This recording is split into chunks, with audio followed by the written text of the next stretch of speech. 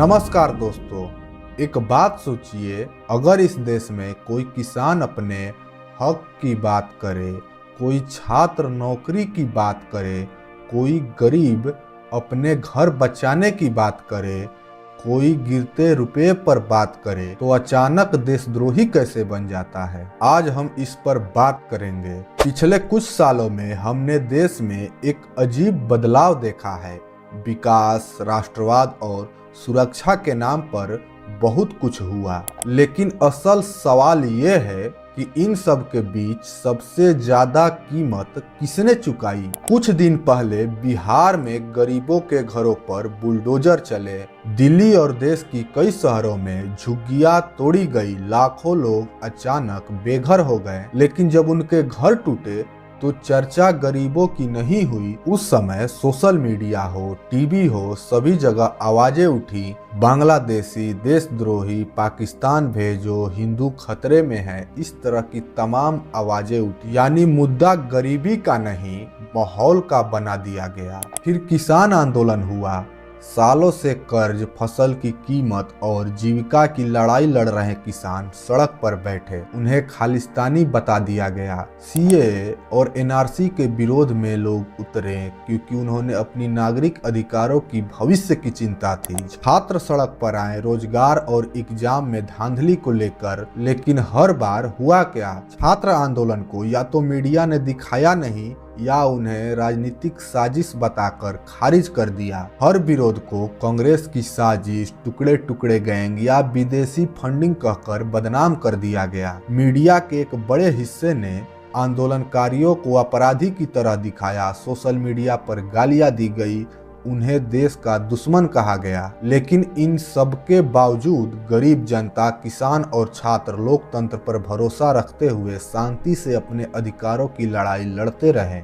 और यहीं से एक सवाल उठता है, ये देश सबका है, संविधान सबको बराबरी का अधिकार देता है, तो फिर ये कौन लोग हैं जो खुद को ही देश का ठेकेदार घोषित कर बैठे हैं? और एक गहरा सवाल, क्या दलित, शोषित, वंचित और पिछड़ों के अधिकार को दबाना, उनकी आवाजों को कमजोर करना, क्या यही हिंदुत्व की पहचान है या यही राष्ट्रवाद है?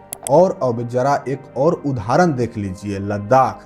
जब सोनम वांगचुक के नेतृत्व में अपने क्षेत्र के अधिकार और पहचान की रक्षा के लिए शांतिपूर्ण आंदोलन कर रहे थे, तो उनकी मांगों को समझने की बजाय उन्हें तरह तरह के लिंक से जोड़े जाने लगे। कहा गया कि यह आंदोलन देश की सुरक्षा के लिए खतरा है, कहा गया कि यह विदेश से प्रभावित आंदोलन है। आंदोलनकारियों को शक की नजर से देखा गया, उन्हें अपराधी की तरह पेश किया गया। और आज भी एक वैज्ञानिक होते हुए भी जो अपने क्षेत्र और लोगों के लिए आवाज उठा रहे थे, उन्हें जेल में रहना पड़ रहा है। लेकिन उस समय बहुत कम लोगों ने सवाल उठाया।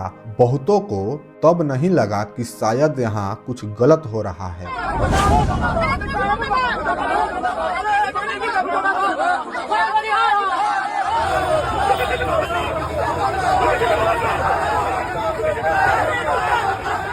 कि नया मोड़ आता है, जैसा कि खुद के खिलाफ और ओबीसी के पक्ष में एक कानून आता है। सिर्फ एक कानून, अचानक कहा जाने लगा सरकार सनातन विरोधी है। यहाँ तक कि हिंदू धर्म के ठेकेदार मुसलमानों से समर्थन की उम्मीद जताने लगे। तो सवाल उठता है, जो हर आंदोलन को साजिश बताया गया, क्या आज का विरोध भी वही साजिश है? जो लोग कल तक कहते थे हिंदू खतरे में है, वो अचानक एक कानून से सुरक्षित कैसे हो गए? अब जरा इस कानून को और मौजूदा विरोध को भी इसी संदर्भ में समझिए। इस देश के शीर्ष नेतृत्वकर्ता यानी प्रधानमंत्री तक को जाति सूचक शब्दों से अपमानित किया जा सकता है, गालियां दी जा सकती है। वे तब तक हिंदू हृदय सम्राट कहे जाते रहे जब तक वे कुछ लोगों के एजेंडे को आगे बढ़ाते रहे या एक विशेष व्यवस्था के पोषक या कर्मचारी के रूप में काम करते रहे। इन सबसे अलग जब मैं यह वीडियो बना रहा हूँ, उसी समय सुप्रीम कोर्ट ने यूजीसी एक्ट पर रोक लगा दी। अगर इस पूरे घटनाक्रम को राजनीतिक दृष्टि से देखें तो ऐसा लगता है कि सरकार ने एक और कानून बनाकर कुछ जातीय समूहों के विरोध के बावजूद स्वयं को ओबीसी का हितैषी दिखाया और दूसरी ओर सुप्रीम कोर्ट के माध्यम से उस पर रोक लगाने से विरोध करने वाले वर्गों के बीच भी अपनी स्वीकार्यता बनाए रखने की स्थिति बन गई। इस तरह पूरा मुद्दा कानून से अधिक राजनीतिक संतुलन और छवि प्रबंधन का हिस्सा भी दिखाई देता है। और अब जरा उस गरीब आदमी के बारे में सोचिए जिसका घर टूट गया, जिसके बच्चों की पढ़ाई छूट गई, जिसके पास रोजगार की कोई गारंटी नहीं है, फिर भी वे इस देश पर भरोसा रखता है। कम से कम इतना तो सच है कि इस देश का गरीब बेईमान नहीं है।